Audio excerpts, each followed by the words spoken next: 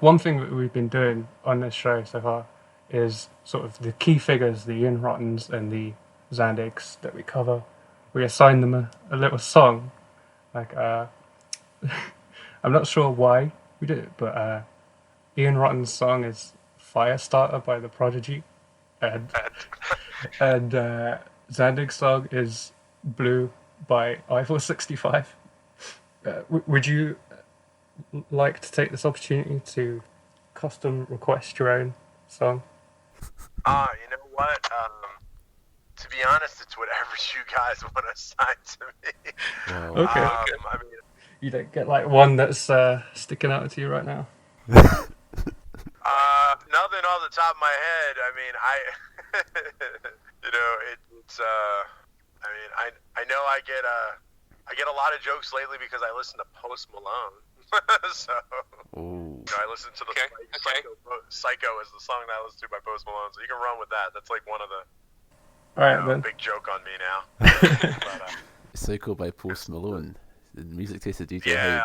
We got the scripts here. I'll be in the gym, or like I'll be somewhere. I'll be in the car singing. Like I'll just start singing it for no reason, and like even my students start laughing at me. Old school Chevy, it's a drop top, bullin' with a thought. She gon' give me top, just one switch. I can make the eye.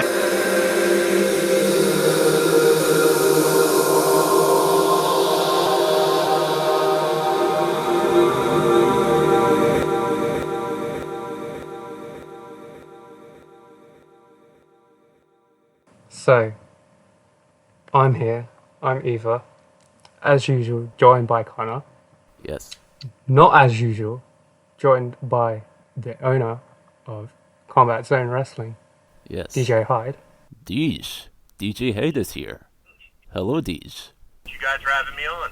It's truly unbelievable how this came about, honestly, isn't it, Eva? Because the way we organised this was that our friends added DJ Hyde into a group chat, and you just sort of said, ask him, hey, do you want to come on the podcast? And Deej, he said, yeah. So it's quite amazing. And what was your reaction to that, Connor?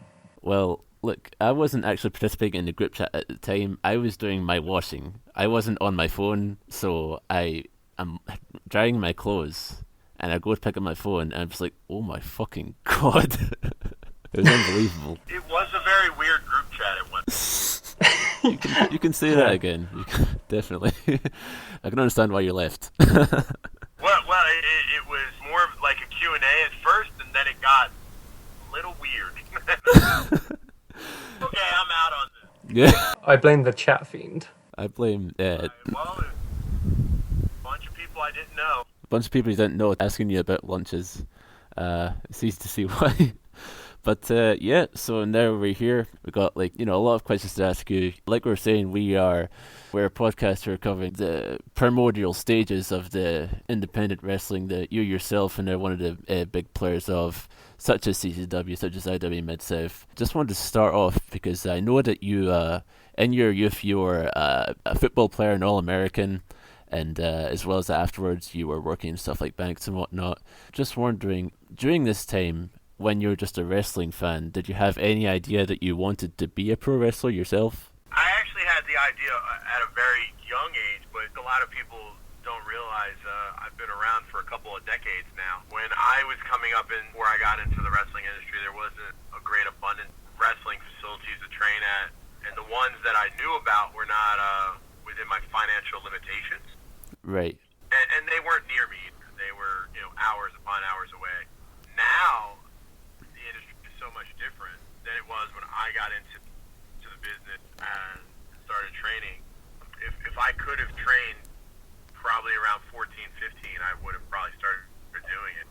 And as I became, as football really accelerated and things like I was always a very sportsy oriented kid. I think it kept me out of a lot of trouble and probably saved my life quite a few times.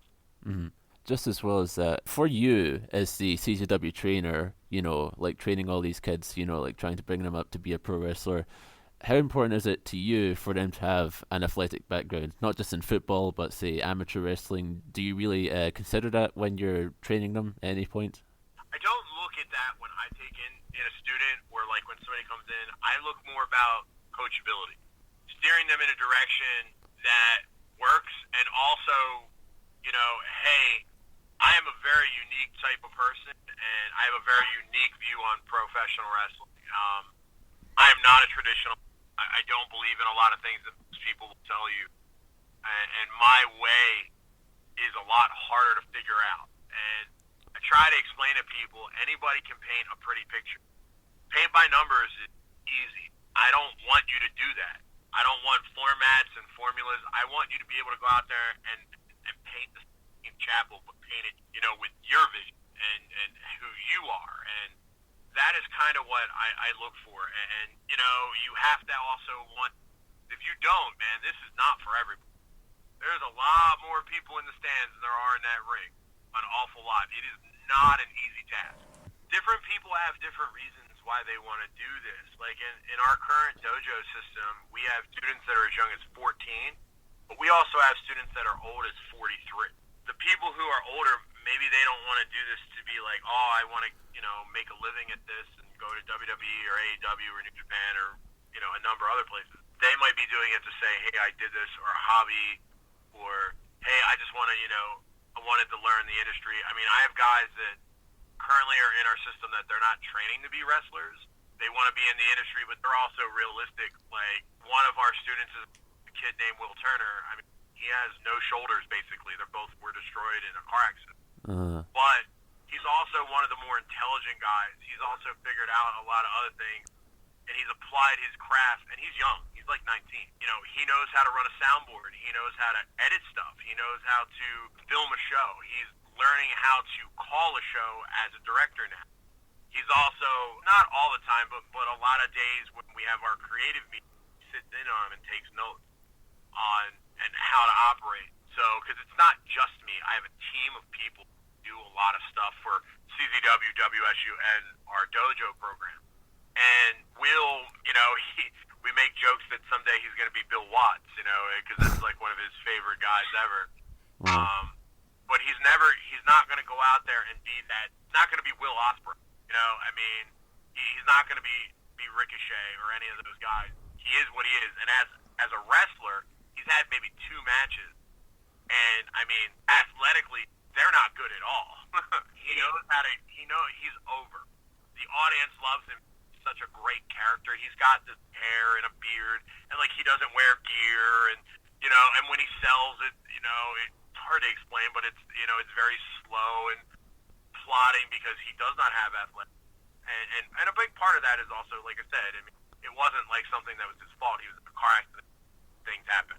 Yeah, definitely. But he has found a niche, and he has found another way because he has such a great passion for this business.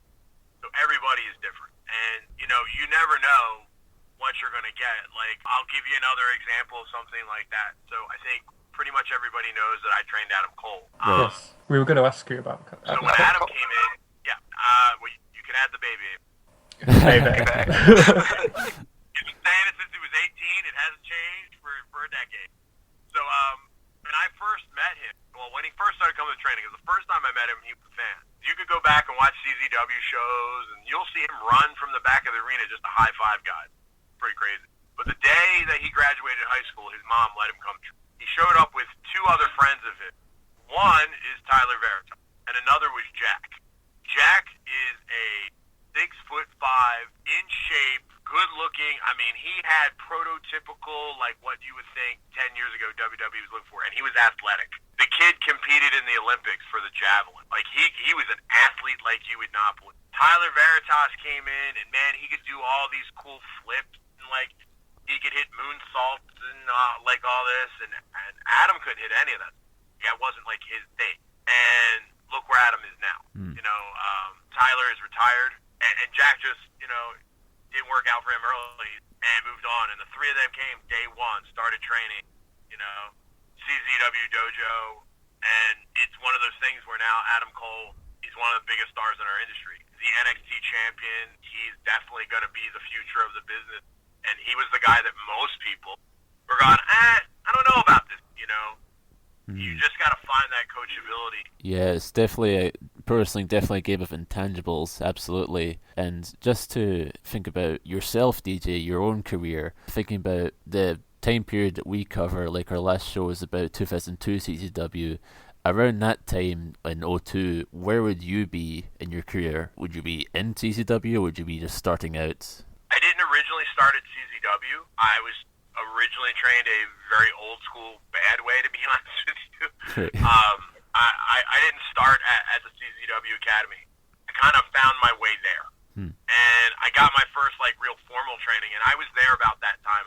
Most people know about 2003 is when I debuted in CZW, but I had already been wrestling on a lot smaller shows, and I had a much different character, just not what I really wanted to do. I just didn't, you could probably go back and you'll see that even when I'm wrestling, I would go to CZW shows.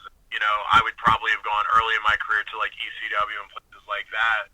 And around that time, I had already begun training with CZW. I was just not, to be honest, I wasn't ready for that. And, the shows and places I've been on, there's a lot of companies out there like them now where, guys are just trying to do stuff. And, my training started when I broke in. I didn't have a wrestling. I didn't go to some training facility, get trained, and then all of a sudden I was, out there. I met a wrestler who took me on the road, showed me things in the ring before a show. It was very old school. It was come in, set up the ring, pay your dues. All right, kid, get your gym clothes on. Here, I'm going to teach you how to lock up and so on and so on. And as time went on, I learned more and more and more and more. And that was kind of how I broke in. I broke in at ECWA, and like that, I didn't even wrestle for them for like decades. Because that was my local promotion. I met wrestlers there and then started going on the road with them. And, I would pay the dues. I would do the driving. I would set up rings and all that just so they could, I could take 30 bumps in a ring that night, just to learn how to do it. And then eventually I migrated to places like CZW and I found wrestling. I made relationships. People like the Wild Samoans, Alpha, the Wild Samoan, and the Great Samu have done a lot for me in this industry. All right. John Zandig early on. I mean, the list goes on and on. Les Thatcher, Al Snow. I've trained all over the world. I've been in a bunch of different places with a bunch of different people. Some experiences are positive, some are negative. But, early on, it was really tough for me. And then I found CZW, and that's probably why I fell so much in love with it. You break into CZW properly around 03, is that right? Yeah, I debuted September 03. What was the locker room and atmosphere around that time? And how much has it changed since then, having seen the company all that time? It's much different, obviously, now than it was back then. I mean, you had guys like Zandig and Lobo and Nick Gage and all the, legendary names, Trent Acid, stuff that are from CZW, guys that are all Hall of Fame worthy. And, I don't think stylistically the company has changed that much. It's probably cleaned up a little bit more and more going to my vision, and the industry also has changed. But, the locker room was, just such a positive entity. It was everybody was there for the company. It was we're going to go out there and we're going to kick ass and take names. That comes through on the shows that we see. Yeah, and we're going to go out here and we're going to kill it. And killing it was kill it's been a big thing that for years, man. Go out there and kill it, man. And that's kind of been an MO for a long time. And, there was a respect. The locker room was ran a certain way. There were veterans, there were young guys, and it was a family. Now, I don't think we have as much of that family atmosphere. We definitely have some, but I will say CZW is the platform company. If you look at the stars that are in independent wrestling, WWE, AEW, all over the world, when you get here and you run through our program and CZW, for some reason you become something. Whether this is the learning place or the platform place or exposure place or however you want to look at it, when you come through here, that's what it is. A lot of guys coming through here now are only going to stay a short time. They'll come, they'll make their name, and then all of a sudden they're on the greener pasture. Somebody's going to offer them a boatload of money, or they're going to give them a contract or something along those lines that will change their lives or give them more exposure. Like I said, example of that is someone like Jordan Oliver. I mean, Jordan is 19. I discovered him at a company called Grimm's Toy Show. Right. Is that a YouTube thing? It is the YouTube. Yeah. Okay. Wow. conversation with Jordan, and this was a couple years ago. I had a conversation with Jordan and two of his friends, who are Charlie Tiger and Taylor. After having that conversation, I invited them to come train with me. And they came and trained with me, and now they're, 19, 20 years old kids. And, Jordan is 19 and has a contract at MLW. He's on national television, the youngest CZW Wired champion. And he's earned it. And, he listened, he worked hard, he did the right things. But now he's not so much as like, hey, I'm a CZW guy. It's so much now I'm a professional wrestler. Right. And CZW helped him get to a bigger platform. While we are super known and, the exposure's there, it's hard to compete with national television. Yeah, absolutely. One thing I've noticed is in the sort of early 2000s, there wasn't that in route to sort of a WWE or something. There's people who pretty much just worked CZW, whereas now there's lots of moving parts and people get snapped up from you a lot quicker. Well, it's also now that in our area and pretty much everywhere around the world now, there's so much more wrestling. There's new companies starting every day. So in professional wrestling, I think a lot of people will tell you right now that they feel that it's the best time in wrestling ever. And I will disagree with them. And I think for talent, if you are a talent, there's more places to work, more exposure than anything now. But not more money.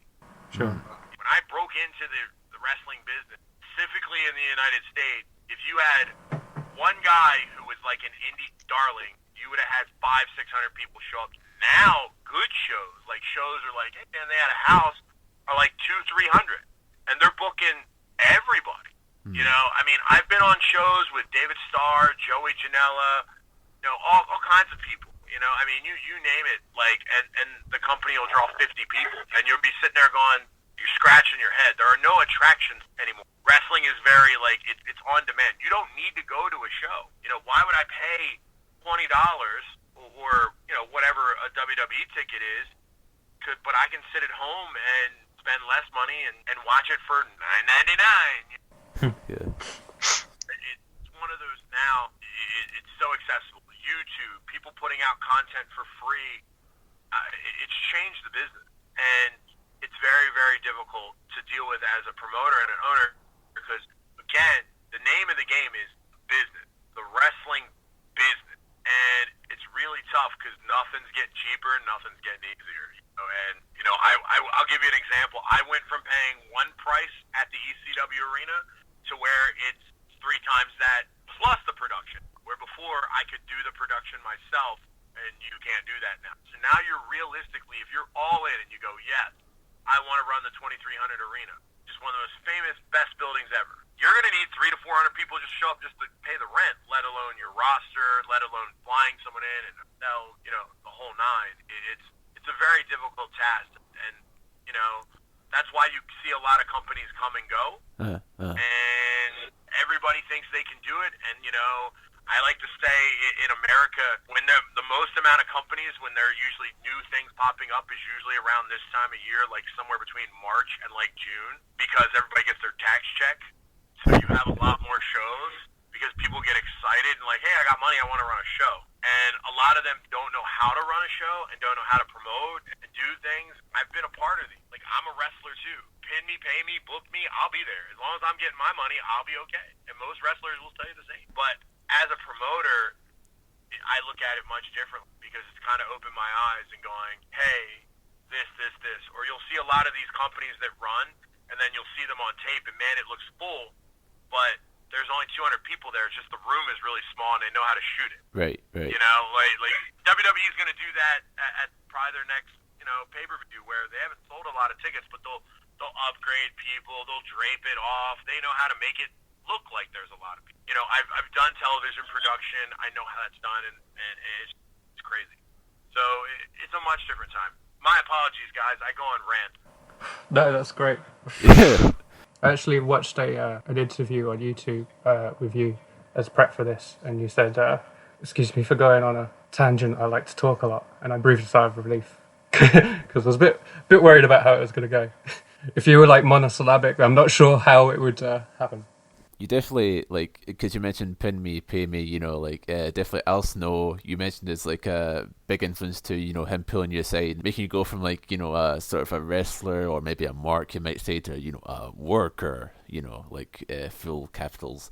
This sort of mindset, does this extend to you running the company? Because I can imagine that the scene that you sort of describe where there's not really like a lot of people who like, stay long in CCW and, it's more a game of like, indie attractions. Do you feel any sort of desire to have a sort of strong, sort of like stable, loyal base of CCW roster? Or are you just sort of looking at this like, okay, this is how I make money now. And you're just sort of, not really going the romantic routes, like...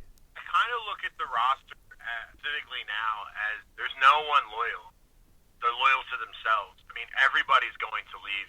There's only going to be a few that are going to stay around for the long term. I'm not about that instant gratification. Things are good, that's great. But when things are, you got to invest for the future. Mm-hmm. And I'm going to make mistakes and fail. And I use the term a lot now, fail forward. Mistakes aren't bad. Like a lot of people mess up or you do something wrong or like that's a bad thing. No. You just have to learn from it. And it took me a while to get the process, and I had a lot of good influences around me. I also had a lot of bad. And I've learned from them. I've learned from Alston. I've learned from WWE, many people. I learned from Gabe Sapolsky. I've learned from John Zandig and so many other great people. Les Thatcher, Tommy Dreamer. These are all like guys that have mentored me, not just as a wrestler, but even as a promoter, and giving me advice. I talk to a lot of people all the time. It's part of what I do, and it's also where I'm trying to learn and go get their opinion on what they see, where they feel the business is going, or hey man, can I ask your advice on this, even if I'm wrong, and things are different in different places and different parts of the world. I have relationships with people over in the UK, and things are so different over there than they are in America. Right. It's, the UK's buzzing, and it's kind of, everything's going to have a peak and a valley. The way things are executed, how the audience is, and what they're into and what you can do. You're always looking for that. So, guys like Al, at an earlier age in my wrestling career, I did learn a lot from them. I just had to fail forward and make the mistakes and fall on my face and I think that's one of CZW's historical notes. Like it always seems that like we always get blamed for everything. Something always happens. Some mistake happens, or like one little thing that somebody forgot to check. The internet will, just like, hey man, something happened. Like, we forgot the ring bell. I don't know. I mean, it's stupid stuff, but like it does become a bigger issue. And then it's about the people. And like I said, like people are going to come and go in this industry. Wrestlers, I'm only going to have them for so long, whether it's the longevity of what their wrestling career is or our business relationships and personal relationships are changed. And there's sometimes like guys get stale. The audience just doesn't want to see them anymore. They got to go away. Sometimes that happens. So there's a lot that goes in. To me, I'm always thinking about long game. How do we get there? And that's kind of what my focus is now. And it's not something that I think we can just go, oh, here's a phone call and we're going to be on TV and we're doing pay-per-view and we're taking the world by storm. Unless Tony Khan or somebody like that comes in and goes, here's $100 million, guys, go play. It ain't happen. We're doing it off the strap of my back and what I do and the people that are supporting me. And I make my living through. This is my full-time job, has been for a decade plus. And it's not easy. So, you constantly got to make constant problems. Financially, it's always a challenge. And things change like the wind blows. So you just got to roll with the punches and go, okay, we need a long-term plan, a long-term goal, and go, it's like what's your 5-year plan type of thing, probably. So that's kind of where I sit with a lot of things, because CZW, the roster, like where we are now and the people who have the titles and the storylines we're doing and everything, 6 months ago, I'm telling you, wasn't even on the board. It wasn't. It is so hard to long-term plan, and I am a long-term plan. Like if I could tell you right now, 2 weeks ago, I had our entire thing storyboarded till February next year. 2 guys, all of it. We had 80% of the booking done. And 2 guys screwed it up, and we had a little snag, the charity show for Lyle, and that's a much that, somebody passes a much different entity, but like two guys, man. You know, it's hey, they were out, or they did something dumb that's not going to work with what we're doing. So it's it's back to the drawing board again with me and my team, and we'll figure something out. This does make me curious now. How far in advance was you booking Onita? Which time? Just Cage of Death there. 3-4 months. Right. I mean, at that point, we still have communication with them. Myself and Matt Tremont went over there last October. So, I mean, we were there for 3 weeks, 2.5, 3 with travel and crazy flights. And we did his shows, and we were there for his final show in Japan, which is like 10th retirement. So, we constantly still had a good relationship, and, we were communicating, and, I'm looking for people there to help me, because our previous relationships are not there anymore, and Onita's, he's a god. Over there, Terry Funk, it's crazy. Totally, But you wrestled him at the end of last year. Was that a sort of a mark-out experience for you? Do you still have those at all? Do I still have what? I wrestled with mark-out experiences. Oh, okay. Oh, yeah, we did the exploding, we did what was it, a 10-man, no-rope, exploding barbed wire. The classic. I have the match, filmed on a cell phone, but it was kind of crazy. Yeah. See how they do things. I constantly had a connection, and it was just, hey, do you want to do this? When we decided we were going to the arena, for the 20th Cage of Death, we needed a hook. We needed something besides just Cage of Death. I felt like we needed a reason, especially since I knew it was going to be a Sunday. To be honest, we ran head-to-head with Eagles Cowboys, and in Philadelphia, that means a lot. That's a big deal. I'll take your word for it.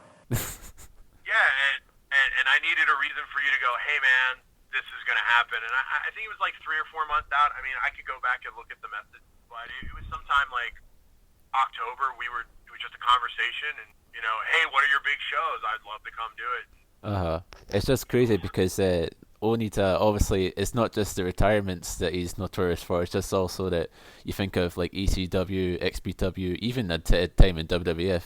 He'll say like, I guarantee I be there, but he's not there. So it's a bit. It feels like always almost like a miracle that he actually is able to come over to the US. And you mentioned as well the other relationships in Japan which you don't have anymore. Would that include Big Japan Pro Wrestling? Are you no longer any contact with them? I mean, we do have contact. We have spoke. I just think that they're with them and WXW and us. We had a working relationship for many years in what was defined by Big Japan as the Triangle of Unity. Yes. We do. We had agreements on certain things and things that were supposed to happen. And I strongly feel that CZW and WXW really upheld their bargain and what they agreed to. I mean, they still have a belt in Big Japan Pro Wrestling that is for the 3 companies. Yes, it still has your logo on it. The strong belt is a CZW, WXW, PJW. Oh, wow, I didn't even know that. Yeah. Yeah, if you look at the belt, like the logos, everything are on the belt. Like, wow. We paid to have that made, and what ended up happening was, like, with changes and other business arrangements they had, things just like, their industry in Japan works way different than it does here. Like, how they do things, they do the tours and stuff, and it works way different than it was in Germany. And, how our business works, we can't wait. Like, it's hey, if we're doing this now, you can't tell us, like, hey, it's 2 weeks out, where's the flights and the visas and, the things that we've agreed to. And then they're not there, and then, we're going to do this time, and we're going to figure out another time. And we're going, well, we needed X, Y, and Z to happen because we planned around it, and it just didn't go well. And they also had some issues business-wise on their end. They lost a big sponsor, and, they lost a lot of talent, and some of their talents were getting picked up by other promotions, things along those lines. And I understand that. Like, I've been down that path many times. Sure. I would still definitely 100% be open to working with them. I would just probably have a lot more things in writing. Right. Like with WXW, I think a lot of people know their business changed. We have not ever stopped working with them. Actually, I think 2 days ago we announced the CZW versus WXW show for our August event here at CZW. Mm-hmm. And, that's kind of an unprecedented thing. So... WWE affiliated now, aren't they? Does that make any difference to who you can sort of book? Well, yes, they are affiliated with World Wrestling Entertainment. You know, it's playing the waiting game. Right. So, it's either WWE goes yes or no. I do think that the bigger name guys that I would like to use that day, Ilya Dragunov and Walter. Yeah, I mean they're all signed up, aren't they? Well, that's also SummerSlam weekend, so I'm pretty sure they're going to be pretty busy. So since WXW is in town, we may be able to, though. You never know what their plans are going to be, and some of it might be we're not going to use this guy, and we might know 2 days out, and then all of a sudden Walter shows up, and it could happen. But it is still a good relationship. CZW's ran shows in Germany. We have a great working relationship with them. We currently are on both of our media platforms sharing content, selling it to fans, whether it's through CZW Studios or WXW Now. There is definitely an audience that wants to watch that, and even though the Walters, the Dragunovs are kind of gone, there's always another guy, and there's always new stars. Bobby Guns is coming up. Yeah, I like him. He's a WXW champion. You have guys like him. You have guys like Emil Satochi. You have guys. The new ring comp guys. They're amazing. It's great. And Alexander James is over there, and Tim Thatcher, and guys like that. And that's something that you're not going to see, and it's something that I hope goes very well for us. Because if it does, there's no reason we can't take it back over to Germany and work with them and around their WWE relationship that may prevent certain.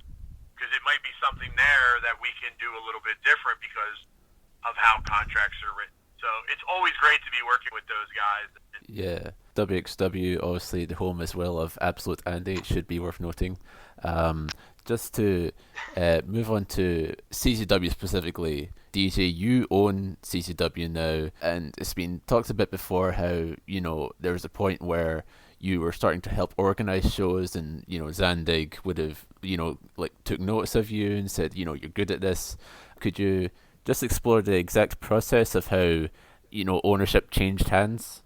I had some opportunities that were out there in the world that I explored, and I thought were going to change my wrestling career.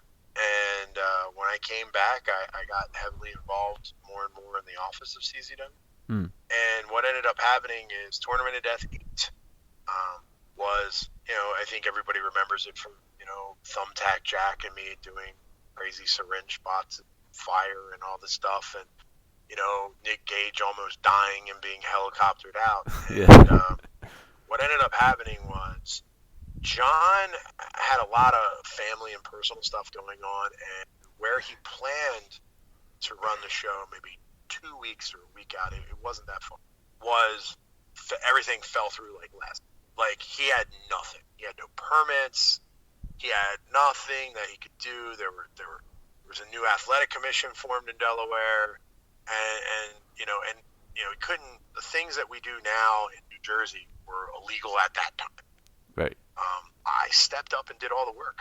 I went out. I busted my ass. I drove all over the state. I got to my parents' farm, and convincing my parents that, hey, we're gonna have 1,000+ people show up, and they're gonna be crazy and rowdy and drunk, and we're gonna do barbed wire and light tube stuff, But I stepped up, and I think John knew at that point we had already started doing something called the MBA.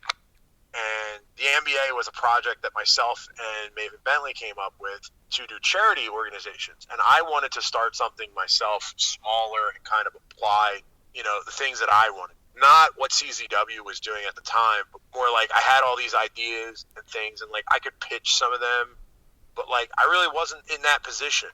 I was kind of like, hey, John, this pitched to me, or, I'm not Triple H, I wasn't in that role. I was a little more down on the totem pole than that. And I definitely had a relationship with John at that point. And I think John, he saw all the things people were doing.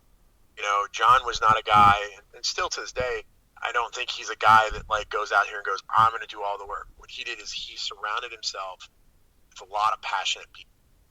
And he knew what was going to work for him and what's not. And he also knew that hey, this is getting harder. The industry is changing. The money's not flowing. You know, it needs that new blood to go. And when we did that show, he basically said, hey, you know, you're going to make a great promoter. Right, yeah. And I kind of took that as like I was already thinking of trying to do something else on the side, something smaller, nothing, like I didn't want to compete with CCW or anything. I just wanted to, you know, more of a traditional wrestling show, you know, maybe with some hardcore and stuff, but like nothing like to that extreme. I didn't want to, you know, I had my students and stuff from the school, and I wanted to kind of base it on that to help them get guys experience, you know, projects, things that I like doing, developing talent. And, you know, he brought it up, and at that point, it became a real conversation maybe later. What if I bought the company? What would you want for it? You know? And what would it take to do this? And then very quickly we came to terms. And, you know, we wrote up a contract. And, you know, I don't think anybody really knew about it besides him, myself, and our attorney. So, and at that point, you know, I went to my family and said, look, this is what I want to do with my life. I need some help. And you know, I'll be honest with you, I mortgaged my grandmother's house, and I bought the company. And, you know, I made some investments and bought a couple of things that we needed, paid bills that needed to be paid, and you know, wrote John a pretty big check.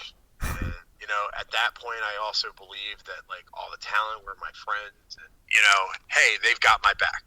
They're my family, you know, because I've been on the road with these guys at that point for a decade, and, you know, traveling up and down the towns and doing stuff, and you form these relationships, and you've been in the ring with these guys, and you've bled with them, and, you know, you beat the ever-living crap out of each other. You do form a bond, and you come to count on them. I think immediately I was like, okay, this is what I'm going to do, and that's how it really came to pass. And then when John presented me, you know, at Tangle Web 2, that plaque saying, hey, the company's yours, like, everybody's sitting here watching going, this is fake. It doesn't work. This isn't real. And there were, you know, we got to the back, and all the boys were like, is this real? And John's like, yep, I'm out. Wow. And he just moved on. And I think that was good and bad. And it was good because I think the company definitely needed a change. I think it was bad because at that point, I was not ready. I was unprepared. I made a lot of mistakes. Right. Yeah, one of the questions I've got here is that Zandig, obviously like a cult figure for all of independent wrestling, really an extremely tough act to follow, I imagine. In the beginning, it was definitely a tough act to follow because I'm not John. My style isn't like John. People feared John. You know, John, you didn't mess with John. That was just how it was. You didn't, because you were gonna get messed up. If John wanted to, he'd snap your fingers, and the hate club is coming. You know, he had Thanos power. You know, it was pretty crazy. I used to tell people, like, I was like, look, man, you hear that hate club music? Run. Don't just run out of the ring. Get out of the building. You know, because Nikki and Nate are coming. They ain't stopping. You know, and if it ain't planned, you better run. He had a loyalty that he built from it because he started it. His young students, when he first started, the guys he trained had his back, and they were prepared for war, and they would do anything.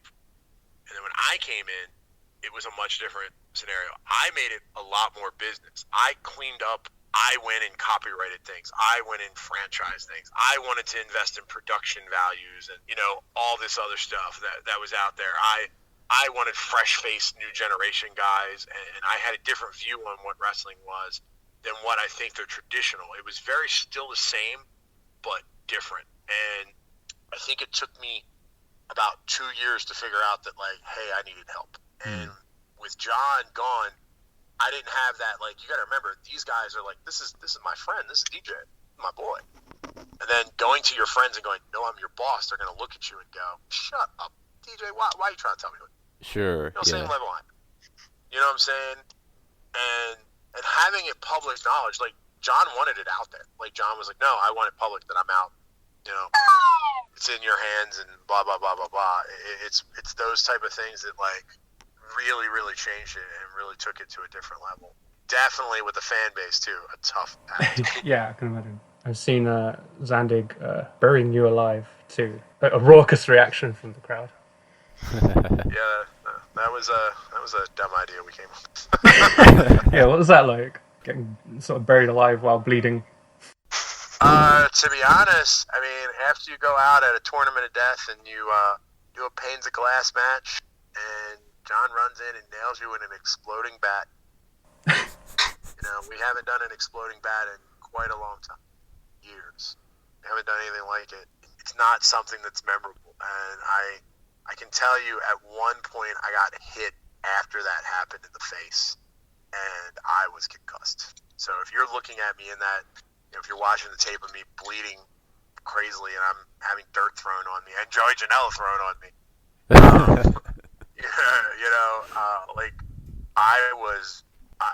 I barely remembered that day. Like I remember coming to the back. My wife had to drive me home because I was like, I don't know what happened.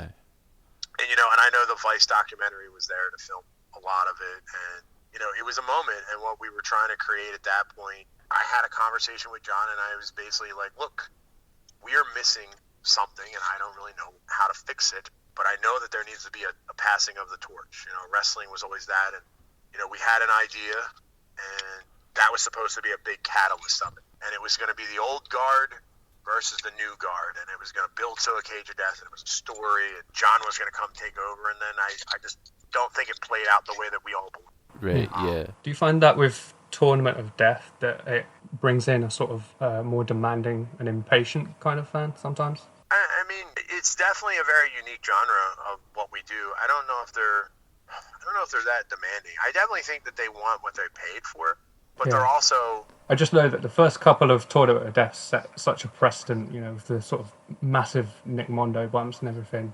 But I think a lot of guys don't realize that Nick Mondo only had a 5 or 6 year career. Yeah. Sure.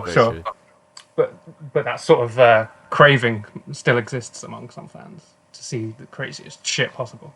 But that's also where I think the industry has changed to where now I try to do things a lot differently, and I try to make everything stand out a little bit and then give you something that is memorable.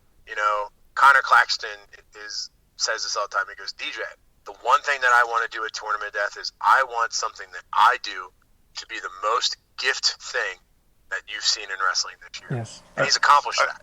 Yes, I remember that from last year's.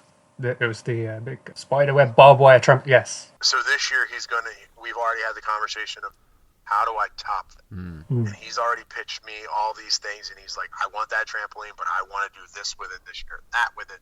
And I'm going, Connor, you're going to die. Oh, I'll be okay. Connor, well, how can we figure it out to make it be safe?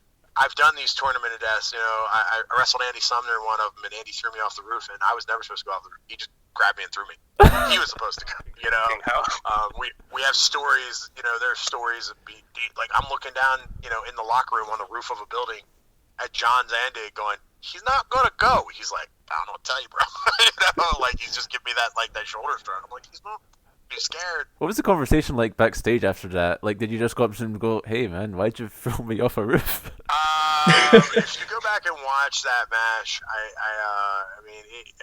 I will tell you, it wasn't a great match, but it was one of those things like where Andy's a young kid. He wanted to get into the hardcore shape, good looking, and this was like a way that John would use to get certain guys over. Show you got some. The audience respects that toughness. And, very big in that mentality, and he's out there with AJ's with me. I'm his trainer, and like I'm coaching him, and he's nervous and he's scared, and like most of it was pretty easy, but once we got up there, he's like he's got that look in his eye, and you're sitting here going, calm down. The next thing I know, he just grabs me and I'm gone, I'm flying, and I think I hit the corner of the table and landed on the concrete, and I was so pissed off, and I get to the back, and and it's jokes, it's you get to the locker room, and Danny's like, well, you had to be the vet, kid, and it's those type of things. It's like, you get that where it's nothing goes as planned, and it's pretty crazy. So. Wow, that's really interesting, Deej. And I want to get to ask you about John Zandig's whole treatment and approach of this deathmatch summer stuff. But before I get to that, I want to tell you something that's been bugging me for a long time. It's this Jericho impression I'm doing because we forgot to get an ad break in here, and so this is just how I'm doing it. Okay, hello, it is Connor. We are doing... Okay, right, so I wanted to use this time to plug another project that I am doing. It's called the High Speed Podcast. I'm doing it with my friend and confidant Luke Oyster C-Rings on Twitter with 2 R's in the C-Rings. It's a podcast about short matches, sub 10 minutes.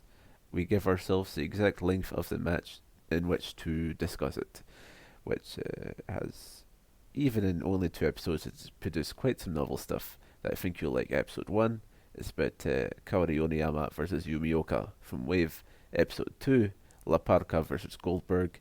As you can see, we're trying to go for a diverse thing here. And it can be found, the Twitter account rather, is Apricot Pods. It's a division of the Miracle Apricot Podcast, which itself is going to be releasing an episode soon, featuring Gato Move interviews with Billy Anaki and Darcy Stone. That in itself is worth checking out. As well as that High Speed Podcast, just wanted to give a shout out to it here because I didn't have time to during the interview. Okay, here's where I edit myself going, oh, and then back to it.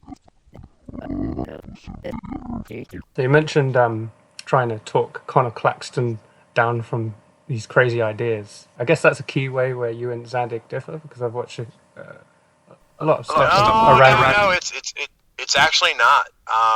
One of the things I think John would do that I've done too, I think a lot of people give me a lot of heat because I put myself in certain situations. And people don't understand why, or they're just like, oh, dude, put himself over, blah, blah, blah, blah, blah. Whatever. I mean, you can say that, but I also know that, when Zandig needed somebody to take 2 weed whackers, he didn't go to anybody else. But, who's going to go off that cage? Who's going to take that bump? And I'm a 6'4", 300-pound man. It's not like Danny Havoc. Who's a bad guy? It was one of those things. I think John, I used to sit there where, he would tell Mondo, you're not doing this, you're going to die. Even the bump idea, like, I think people don't know, John's afraid of heights. Whoa. I remember building the suspended Cage of Death 5 and him being up there, like, shaking. Like, he's like, man, Shawnee, this thing isn't going to give way.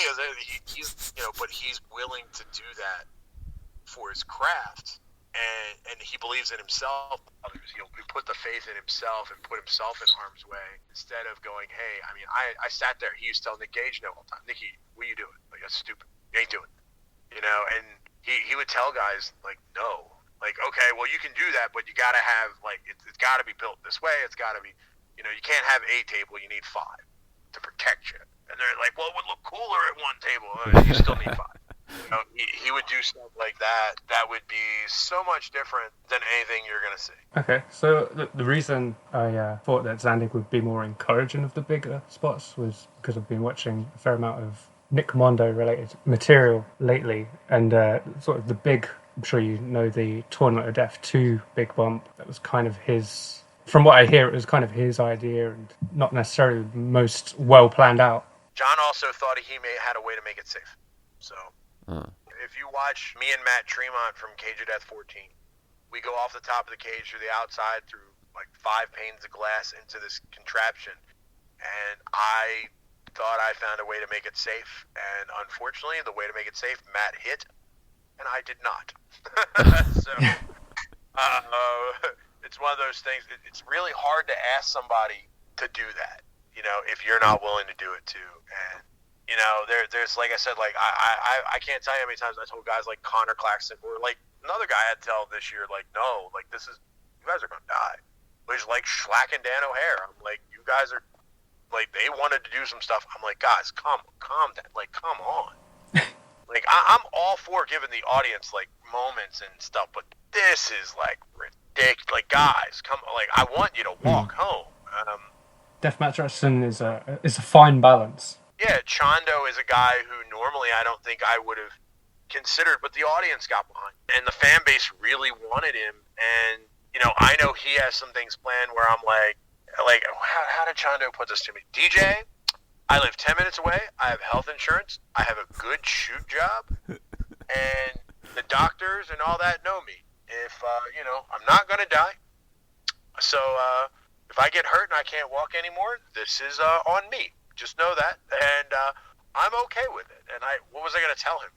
Oh, it's really hard to tell that person, like, hey, you can't do this because, well, let's face facts, you might not get back up. And those guys so believe that they can pull it off. It's really, really difficult. But unfortunately, being the boss, you got to look at the big picture. Like I said, I want Connor on the next show. Then when he comes up with some crazy idea, it's my job to get with my team and go, hey, Connor wants to do this. How do we make this? How does he not die? Can the doctor handle this? Like the trampoline spot, man. If he would have went through that thing, it'd have been real bad. But they didn't. It's because we tested and did research and played with things, and we knew what we were doing.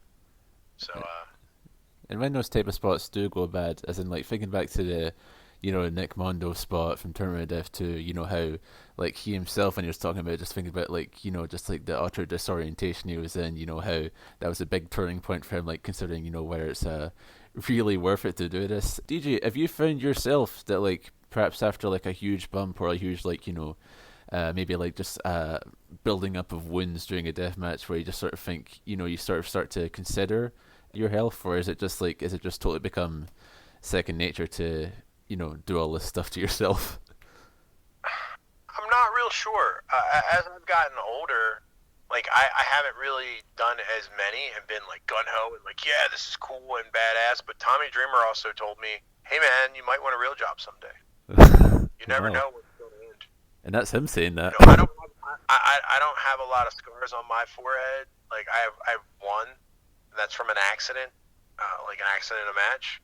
That's kind of bad, but you can't really see it anymore. And like my head doesn't have gashes, and I don't have that that Dusty Rhodes forehead. But I've bled so many times and been hit by so many things, and it's hard to keep count. I mean, I'm the only dumb guy who keeps taking cinder blocks to the head for some reason. Which is an ongoing joke, but it's one of those things where like it's not just watching what it does to me. It's not just me. It's watching like, hey, there have been days where like I can't drive myself home because I've beaten myself up. Yes, I'll be okay in a day or two when I sleep it off in a good shower and the doctors have patched me up and stuff. But watching what that does to like my wife. Or watching what it does to like, my friends. It's kind of hard to do that because there's times where I'll go out there and I'll be like, no, we got to do this. If I was John and that opportunity to go off the roof was there, would I do it? You're damn right I would. And now I got to kind of figure and go, hey, I'm a little bit older. Things have kind of changed. Is this really something I should do? Do we really, do you really need this, or is it something that I can, hey man, I could probably do this and get the same reaction, and use my head and things along those lines. I mean, and sometimes it's like, nope, I got to go forward and do this. So, but I'm also 41 years old now, and I'm looking at that rearview mirror a lot more than I am looking at the window. So, which is also why that's why I'm not in the tournament. So, when you look at that rearview mirror now, are you seeing yourself continuing to run TCW, or is there more to it? I think a lot of it is the stigma of DJ Hyde. I think there's a very negative stigma on me. Again, I have made some mistakes. I have done some things I probably shouldn't have done, and definitely with my mouth, because I am very a certain type of way. I don't care. I have a very unique view on the world and how things are, and things that I used to be able to do, I can't do. It's 2019. The world has changed. So it's also one of those things where no matter what happens, I'm taking the blame, and it does mentally and emotionally beat you up. So will I be on shows? Yes. I haven't had a match in CZW in quite a while. I do the dojo shows pretty much every week. I don't always wrestle on them, but I do when it's called for or when I want to, or if it's something I want to do, I'll. Or if it's somebody, hey, I'm working with somebody, or it's their first match or something like that, I will go out there and do that. But my strengths now are not my wrestling. I like producing matches. I like developing talent and things along those lines. And I kind of can't go out there and wrestle every show and run a show. It's if I did not have the team that I have and the people that support me, I would not be able to go out there. and it's not easy. You know, like that Cage of Death match that I had with Onita, with me and Masada against him and Matt Tremont in December, like State was going to shut the show down in the middle of that match because something happened, and I'm sitting over there getting yelled at by staff going, you guys need to go home now, and this. I'm like, what's going on? And like that stuff that like as an owner I would have normally had reeled in and controlled, you know, and it was like a mundane thing. But hey man, when the state says you can't do, you know, X, Y, or Z, you can't. And I'm in here circling the ring with an exploding bat with Matt Tremont, and he's going, what's going on, boss? And I'm like, I don't know, but we need to get to this and go home. You know, because it's not like Onita speaks perfect English and we can go to him and be like, hey, what's going on? We got to go home. It doesn't work that way. So we're trying to get to stuff. And, you know, I think at this point, you definitely are going to see me on the shows. I don't know if you're going to see me in matches every show. You know, I think I'll wrestle now when it's important or when it's something that story dictates I do. I'm not going to go out there and just book myself in a match just to have a match. You know, like I said, if Walter can come and do WXW, we've wrestled a bunch of times, but we've never had a one-on-one match. We've never had a singles. It's something I actually wanted to do for a long time, but it just never worked out. But if Walter's available August 10th, he's not wrestling DJ Hyde. You know, there are other guys that need that a lot more than me. And I think that's kind of where my career is going to go. And like I said, I'm 41 years old. My gifts are much different. You know, I have a great team, and that's what it's going to be. It's not about me anymore. So it's got to be about the guys there. But when it does call for time for the authority figure or the bad guy or whatever, hey man, I'll step up and do it. Yeah, you mentioned the perception you have among fans and sort of getting blamed for things. When we asked for questions from our listeners, we got some questions that we don't necessarily want to ask because it's an interview, not an interrogation. I saw him on Twitter, I know. Okay. Oh, okay. You've been looking. You can ask whatever you want. I'm very open about a lot of things. I mean, I'm transparent, but if it's something I'm not comfortable with, I don't feel like getting into it. What do you want to talk about? A first question here that I want to ask is from Twitter user Funky Ass DG. I know he's a big fan of you, DJ Hyde. He asks, DJ, when will you bring back the Instagram workout stories? With my trainer. Yeah, my old trainer, Sam, is great. She's a lot of fun. But unfortunately, I have a new trainer. Sam moved to Florida and with her girlfriend, and unfortunately, she's not here. So maybe we'll get back to the workout stories. So, but my new personal trainer is Justin, and where I'm at a new gym. It's a great place. So I don't get the chance to sit there and do stories while I'm, you know, flipping tires or doing hello dollies or whatever and having Sam make jokes. But I'll try to get some stuff out there when I hit the gym this week. Yeah, my friend Chris will really appreciate that. No problem. There's also this question from at user Geo_KOH. Who is the shittiest person to work with? Now, if you don't want to comment on this, obviously you can't. But you know. I don't know. I've had a lot of really good experiences. Wrestling wise, I've never really had too many issues with people. Right. So really not somebody who like I could sit here and it just flies off the top of my head. You know, that would be something I'd really have to put some thought into, because most people there's guys that I can't even remember their name where I'm like, oh god, that guy. You know? Yeah. So the answer is that guy. I mean, there's always been guys where I think a lot of people think because the guys that just do certain things they're hard to work with. Like the Necro Butcher will just punch you as hard as he can every single time, but I expect that from Dylan. So and it's Dylan, you know. He'd be like, "Hey man, if I hit you, just hit me back, man." And you just kind of roll with the punches. And I've never really had anywhere that I really had a difficult time. I think most of the difficult times that I had, I know I had some difficult times in Mexico with guys, but it wasn't really hey, they're trying to be difficult. It's more along the lines of hey, they don't understand what we're trying to get across. Because the language barrier became a big problem. Uh-huh. But I've wrestled in a bunch of different countries. Everybody's been always pretty cool. Even when I was younger in the industry, I think everybody was pretty cool with me. So I've never had anybody come in and just be a complete prick to me and just you're this and you're doing that. Yeah, I can't think of anybody off the top of my head. So my apologies. You've never gotten like really big leagued. You've not like faced Mil Mascaras and he's not like told you, okay, kid, you're doing this. No, I mean, I've speaking of him, I've had conversations with him, and he was always good to me. There are people in the industry I don't like, but that's not because I've had a difficult time trying to work with him. It is what it is. So, I mean, there are people like, hey, I just don't like this guy, or I don't want to do business with him, or for a number of reasons, but there's nobody like that I'm like, they were hard to work with, so. Sure, absolutely.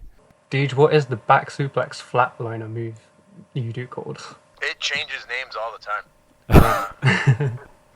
What's the name now? I mean, yeah, what was it currently? The modification is what it's called now. Wow. It really, it's so basically what I like to do is I come up with moves that are variations of things. Like, I do a lot of things that are jokes on friends of mine or people that I know. Like, when I originally started doing that move, I think we called it the black guy move, because every black guy does a flatliner, and it was a joke that somehow I was like, I'm gonna find a way to do something into a flatliner, and it was just like, and then I did, and I was just like, hey, wait, this looks pretty good, I should do this, and it was a joke on a couple of people that are friends of mine. Like, I do a violence party spot in the corner where I chop and forearm a guy, and it's literally to make fun of David Starr. So it's I come up with these ideas and just like just something. It's like, hey, this is kind of funny to me. Even like the black guy move, I have probably about 10, maybe 12 black students now that are guys, and I have 2 that are girls, and all of them do some flatliner or like a complete shot or something. Like they all seem to find a way to get it in. And I don't know if it's a joke at me, so I'm like, I'm going to start doing this. And it started in a match that, like, I remember what we were doing, but we were having a conversation about who could out-flatliner each other. And I was like, I'm going to throw this in here. And I just belly to backed him and then turned it into a flatliner. And I remember rolling him over and pinning him and going, see, I told you I could do it. And just like, and it just started that way. And then, like, I don't think I should call a move the black guy move. It's a real offensive. I mean, it is, but it isn't. But like, it's like saying like we have. We're wrestlers. We make jokes on a lot of different fun things, and like like big pop-up pumps and stuff like there's all kinds of silly things that we come up with, especially when you're down at the dojo. And then I like, in my mind, I have all these ideas for moves and things that like are variations. Like, well, what if I took the arm and moved it this way? Like even my Kanchaj Mayplex, like, which is a very scary thing to take. Nobody else does it. It was a variation that I came up with. It was just, hey, it's a variable. So now that's kind of how the move created, and then it's just evolved into what it is today. That does bring me to something that me and Eva have sort of observed watching these old CZW things. This is like the era with like Quiet Storm and the Briscoes, and you see these guys and they're doing like, burning hammers and like no selling a dragon suplex and all that stuff, and it feels like, quite tangible, obvious that, they've been watching like, their Noah tapes or something like that. Do you feel that in modern wrestling there is such like, influence there? Like, are your trainees sort of like, studying tapes of like, Japan or Mexico, and then you're seeing that come through in their wrestling? We actually do a tape study every Thursday night. We pick matches, and what we try to do is we try to avoid a lot of traditional wrestling. What did we watch this week? We watched the 9-man. So we watched Ultimo Dragon Gym, and it was like M2K versus the Italian Connection versus Crazy Max from what is now called Dragon Gate, but it was Ultimo Dragon Gym back then. Yeah, and the famous match. I don't want them like seeing I have them kind of studying certain things like the timing of these guys and like how they can play and how they move, and their timing's impeccable. It's amazing, and like it's a 3-on-3 match, so it's a 3-way 3-man, Yeah. And studying something like that, but then so we watched that first, and then we went from that to I think it was All Japan this year. We watched Daisuke Sekimoto and Okabayashi against Shuji Ichikawa and Raiji. Yeah, it's a big tag team title match. Yeah. And it's so much different. And the funny thing about it is like both these matches were in the same building. They were both in Corrigan Hall. Yeah, that's right. it's trying to study that, or like we watched I think a couple weeks ago we watched like Steve Gray matches. And I don't think a lot of people know they might know Steve Gray is, but is he World of Sport? Yeah, World of Sport. Drew Gulak, his character was very much based on Steve Gray. I mean, it's one of his big inspirations, and that's kind of how like I was like, hey, this is because people were asking about, well, how does Drew do this style? Because Drew used to be one of my students and a trainer at the CZW Academy, and so I started showing them things that like Drew watched, at an earlier age, and how he developed into who he is now, and things along those lines. And then we'll pull up things like just to kind of show people like early days of stuff and how they progress, and see this guy like we watched early Matt Riddle like a month ago, like from like when he was at the Monster Factory. Somehow I stumbled onto something from that, and like Matt Riddle wasn't doing like knee strikes and arm bars. He was doing like a spine buster and frog splashes, and you just gotta go, that's Matt, and like. To me, it's like I know that. So it's one of those things that's kind of funny, but like you also see this guy started here. You're at that stage in your career where he started. He's learning basics. This was like maybe like his third match, I think. He's out there with guys that he knows, and now you see what he's developed. And I try to tell people like just because you're something now doesn't mean that's what you're gonna be down the line. Or we use the caterpillar analogy. You might be a caterpillar now, but eventually you'll become that beautiful butterfly. You have to go through the process. You have to learn. Because a lot of students and a lot of people in wrestling, they want it now. They want instant gratification. They don't want it. Like, they're like, why can't I do this and why can't I be that? Guys want to go out there and do everything. And like I had a kid who debuted in our dojo program this week who, our dojo program runs every Wednesday, and he literally like just fell into the spot. It's his first match, and Monday night I'm sitting there and he's calling his match for Wednesday with the guys wrestling. I go, you're not doing any of that. He's like, well, why not? I was like, you'll see Wednesday. You're not doing anything. He's like, well, what are we doing? I was like, you'll find out Wednesday. And it was the progression. He's going from being a referee to a wrestler, and he's out here trying to call like a 15-minute like I'm going to do all my cool stuff, and I'm like, no, you're not. You're not doing any of that. You're going to do this because this is what we want you to do. And he just kind of looked at me and was like, well, other people do stuff. Yeah, but you're not there. You're not there. Definitely kind of starstruck trying to play wrestler, Yeah, they want to go out there and like a lot of people, like, they play a 2K game. They'll pick the guy who's, rated 50 to wrestle like The Undertaker, who's like, 96, and like, I'm going to do all this stuff. No. That Undertaker's in real life, the Undertaker's going to destroy that guy. And that's what happened. He might get a little bit in, and he might have a chance to win, but that's not how it works. And the idea, like, I've had young students go, I don't understand why I don't win. There's a reason. Like, we have a character that we call Meatbag, for Christ's sake. And the whole part of that is when we put him out there was because he sells well. He's got a little bit of a crazy character and things along those lines, and weird stuff keeps happening to him. And he's not a gym guy. He's not an athlete. He's a good character. So we're now giving him things like, okay, let's see if he can make this work. You know what I'm saying? It's tests. And it's just a very odd scenario. It definitely feels as if, like, rather than moves, it just matters that you have, like, the structure of, like, this is going to happen, this is going to happen. When you have that structure down, then from there, you can maybe do moves. But, moves without a structure is when it sort of starts to break down.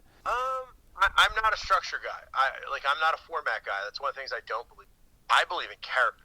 I always have, always. But like here, when this is a debate and might answer a question or two, I don't believe in faces and heels at all. I believe in character.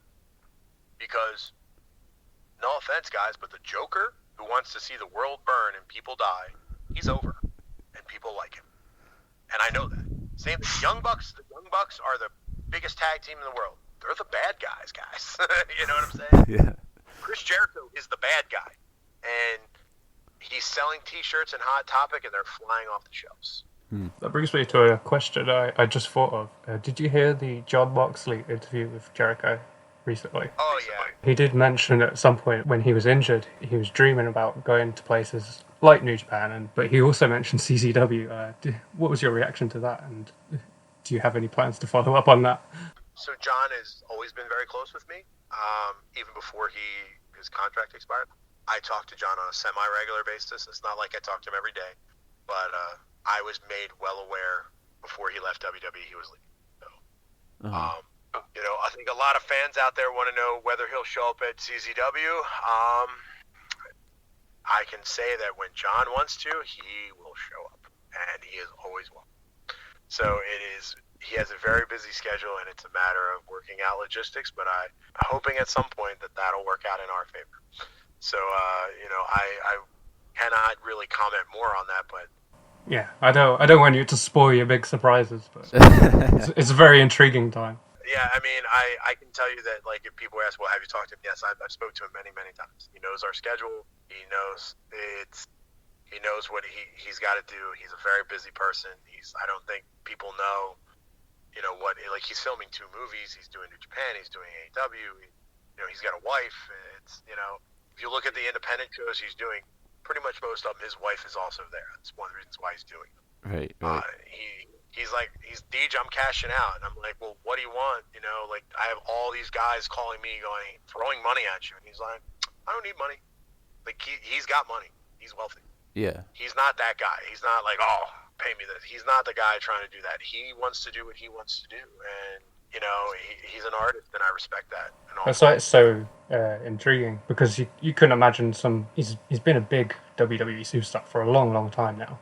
You can't really imagine maybe Seth Rollins or Roman Reigns, take the other Shield guys. You can't imagine them going, well, I'm thinking about going to CZW maybe. Yeah.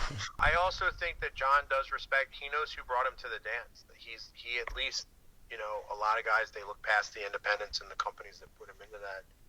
And, that helped him when he was young, or helped him when he had a personal problem, or even helped him get the opportunity to get signed. And, it's one of those things that he's going to look out for those people. He understands that on the way up, you're going to run into everybody else on the way back down. And when, you work for the biggest company in the world and it's your time to go, you still got to keep the relationships with all the people you met on the way up and make sure that they're good. Definitely, yeah. Very smart wrestling guy. Yeah. And I'm just happy to say that he's been in CZW, and he's actually a friend of mine. And that I, have got the opportunity to share the ring with him many times, travel around the globe more than once.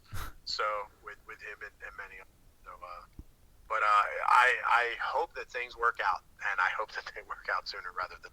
So I would not be surprised for him to just show up whenever you never know. He might be sitting in the front row, and you never.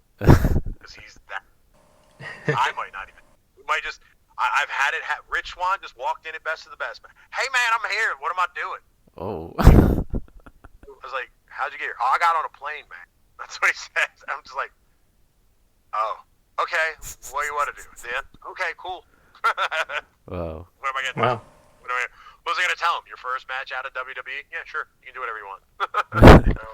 J_Kendall says, basically, like, he asks about the data of your alleged matches against CM Punk and Bryan Danielson. Did you have these matches? I've never worked with them. I've been on shows with them. I've actually trained with Punk, the Ring of Honor dojo. I said something in an interview that I took out of context. Oh. People will. I was alluding like I've worked with them as in I've done business with them, but that's not how people took it. I was in the middle of hey, that's on me. Call spade a spade. I'll be honest with you about it. Younger mistakes that I should have clarified. I've been in locker rooms with all of them. When Punk ran the Ring of Honor dojo, I was there a couple of times on and off when I could go there because the business was much different.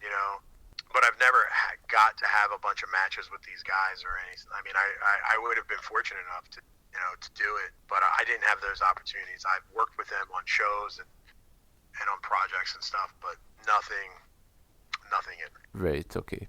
Just to get on to what's going on in CSW right now, Tournament of Death, obviously. Could you tell the people how they could actually, get to watch that? Go to czwstudios.com. I expect it to be up hours after the event, hopefully within about 12 hours, give or take. It should be up by the next day, if not up that evening. It just depends on how big the files are, to be honest. And you'll be able to watch the rough cut of the show, which is how it was edited, set up. You're probably going to get the long version. So not when things are cut up and all of a sudden magically, here's the next match and all these contraptions are in the ring. So, sure, yeah. that usually happens. That usually comes a couple of weeks after our show. But you'll be able to get that there. It's just $9.99. I just heard that apparently you danced like Dusty Rhodes at the start of the 2015 Tournament of Death. I may have.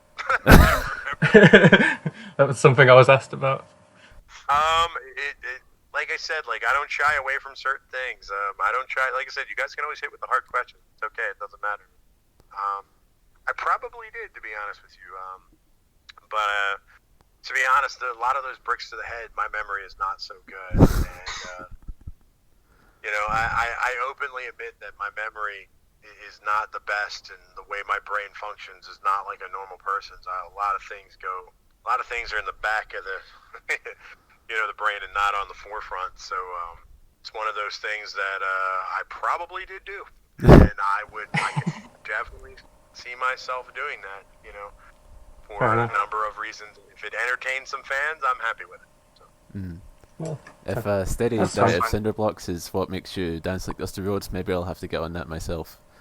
Well, if that's what I gotta do, then that's what I gotta do. So, I guess a last question. You've done a lot of crazy shit, obviously, in deathmatch wrestling. What's the maddest or the most painful thing, or the scariest, or...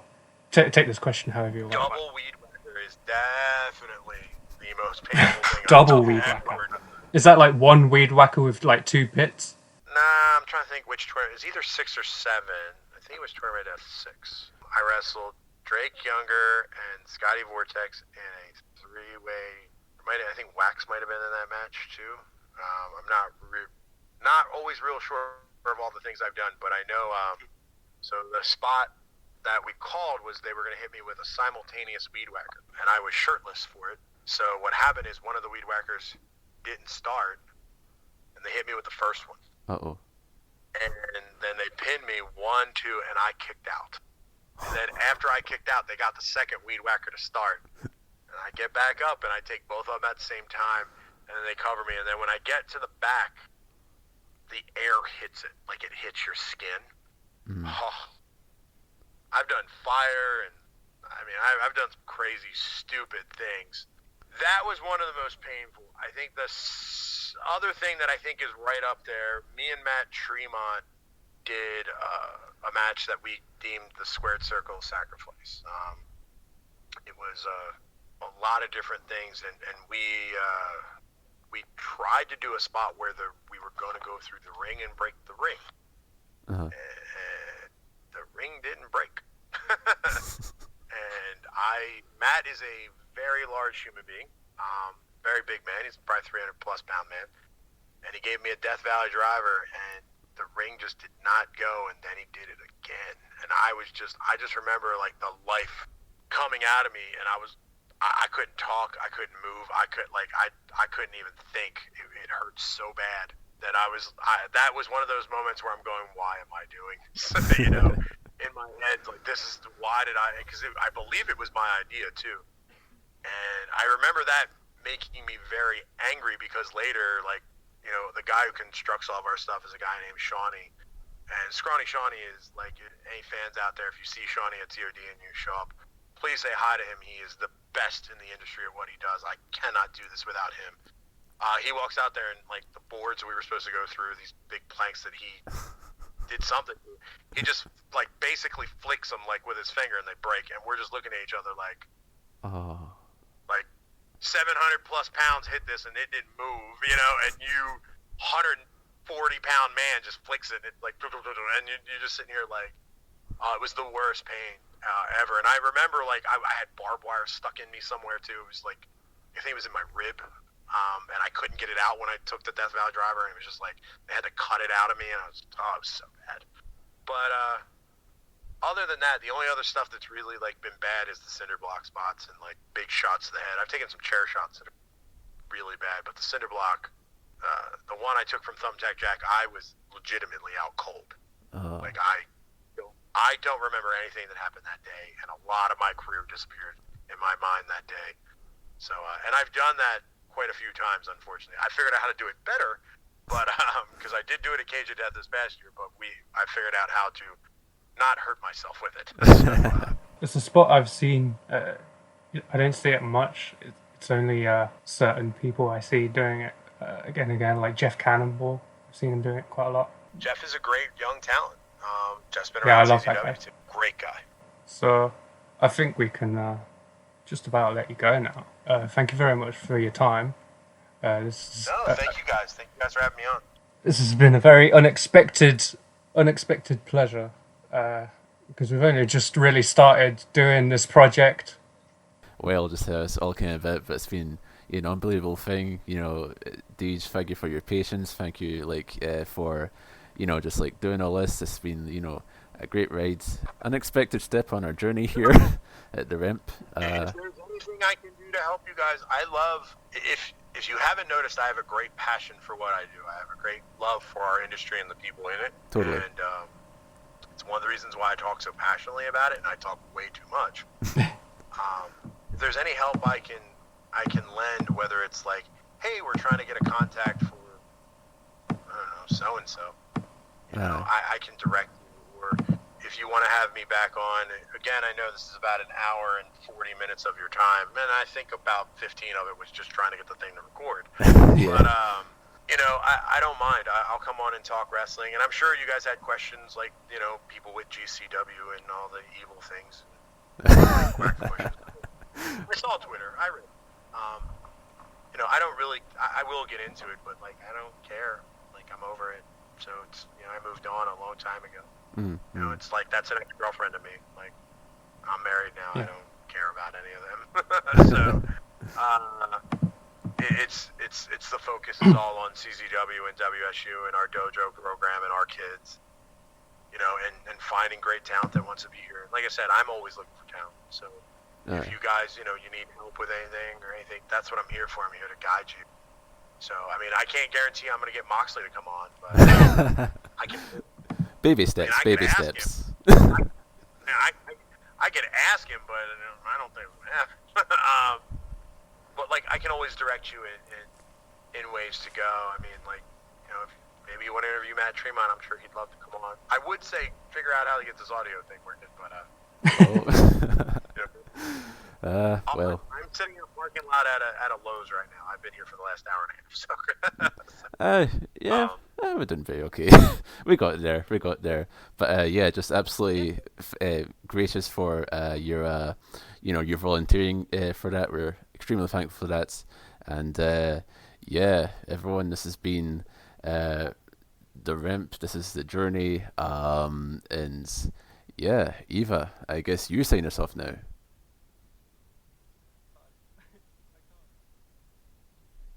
Eva?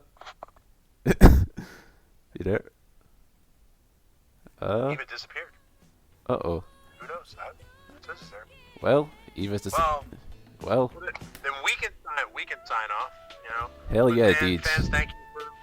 Fans, thank you for listening to these guys. They're good guys, If you want to follow me, find me at DJ Hyde _1 on pretty much all social media platforms. At Combat Zone and at WSU Wrestling. And, at CZW Dojo Wars, and you can follow all the fun adventures of what we do. Yeah, what we do. You can follow Eva. It's Eva _cool with 2 zeros. You can follow me at IsAlrightNow. Man, amazing. Never thought I'd be signing off a show with DJ Hyde, but here we are. Life is amazing sometimes. Right. Thank you once again, Deej. Get REMP. Okay.